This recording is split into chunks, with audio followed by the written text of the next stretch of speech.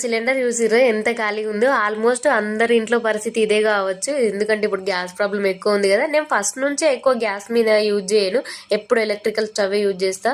మా ఇంట్లో gas cylinder ఉంది కానీ నేను ఎక్కువ అసలు సిలిండరే యూజ్ చేయను. ఎప్పుడు కూడా రైస్ ఏమో రైస్ కుక్కర్ లో పెట్టేస్తా, కర్రీ ఏమో ఈ ఎలక్ట్రికల్ స్టవ్ మీదనే వండేస్తా. అందరు ఇప్పటి నుంచే సేవ్ చేసి పెట్టుకుంటున్నారు. అందరు స్టవ్లన్నీ సైడ్ కి పెట్టేసి అందరు ఎలక్ట్రికల్ యూజ్ చేస్తున్నారు. తెలంగాణలో ఫ్రీ కరెంట్ అవడం వల్ల సరిపోయింది కానీ లేకుంటే బిల్లు తడిచి మోపడేది. ఇన్ని రోజులు సమ్మర్ లో ఏసీలు, ఫ్యాన్లు, కూలర్లు అవి నడిచేవి.